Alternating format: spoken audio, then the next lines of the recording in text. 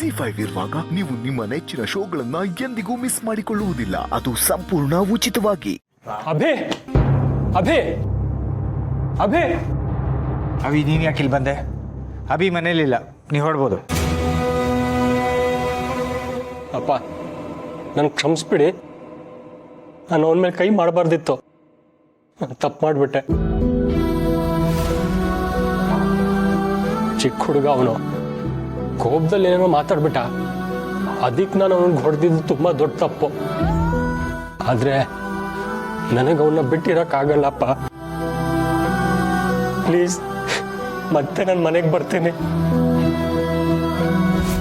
ನಾವಿಬ್ರು ಒಂದಾಗಿರ್ತೀವಿ, ನಮ್ಮನ್ನ ದೂರ ಮಾಡಬೇಡಿ. ಅಯ್ಯೋ ಹುಚ್ಚ, ಯಾವ ಅಪ್ಪ ಅಮ್ಮ ತಾನೇ ತಮ್ಮ ಮಕ್ಕಳನ್ನ ದೂರ ಆಗಲಿ ಅಂತ ಬಯಸ್ತಾರೋ, ಅದರಲ್ಲೂ ನಿಮ್ಮಪ್ಪ ನಿಮ್ಮಿಬ್ರನ್ನು ದೂರ ಮಾಡ್ತಾನ. ಆದರೆ ನನ್ನನ್ನು ಮನೆಯಿಂದ ಆಚೆ ಕಳಿಸಿದ ಅಪ್ಪನೇ ಅಲ್ವಾ? ಅವ್ರ ಮಾತಿಗೆ ಬೆಲೆ ಕೊಟ್ಟು ನಾನು ಇಲ್ಲಿಂದ ಹೊರಟೋದೆ. ಅಲ್ಲಿ ಹೋದಾದ್ಮೇಲೆ ನನಗೆ ಗೊತ್ತಾಗಿದ್ದು ಅಭಿನ ಬಿಟ್ಟಿರಕ್ಕೆ ನನಗೆ ಆಗಲ್ಲ ಅಂತ.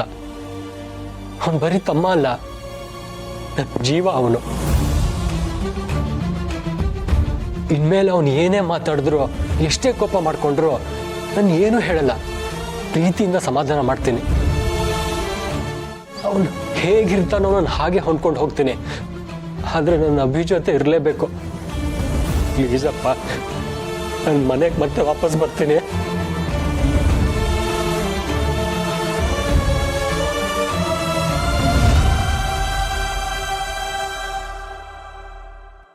ಬಾ.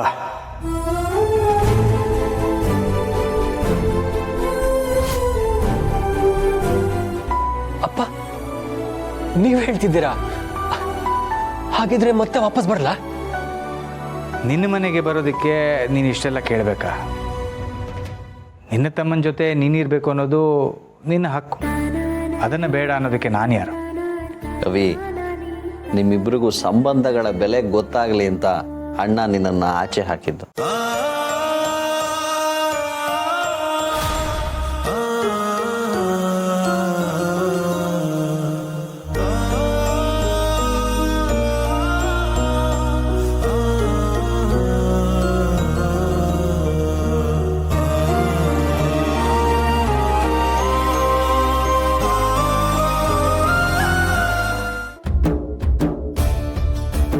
ನೀನು ನಮ್ಮ ಮನೆ ಕುಡಿ ಕಣೋ.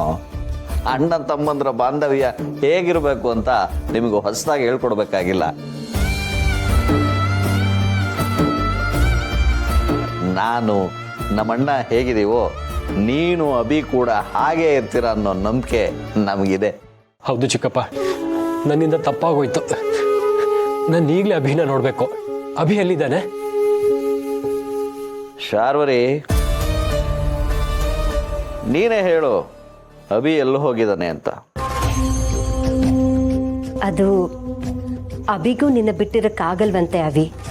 ಅದಕ್ಕೆ ನಿನ್ನನ್ನು ಕರ್ಕೊಂಡು ಬರ್ತೀನಿ ಅಂತ ದತ್ತ ಅವ್ರ ಮನೆಗೆ ಹೊರಟ. ಹೌದಾ? ಸರಿ, ಹಾಗಾದ್ರೆ ನಾನು ಅಲ್ಲೇ ಹೋಗೋಣ, ಮಾತಾಡ್ತೀನಿ. ZEE5 ಆಪ್ ಡೌನ್ಲೋಡ್ ಮಾಡಿ ಎಲ್ಲಾ ಸಂಚಿಕೆಗಳನ್ನು ಸಂಪೂರ್ಣ ಉಚಿತವಾಗಿ ನೋಡಿ.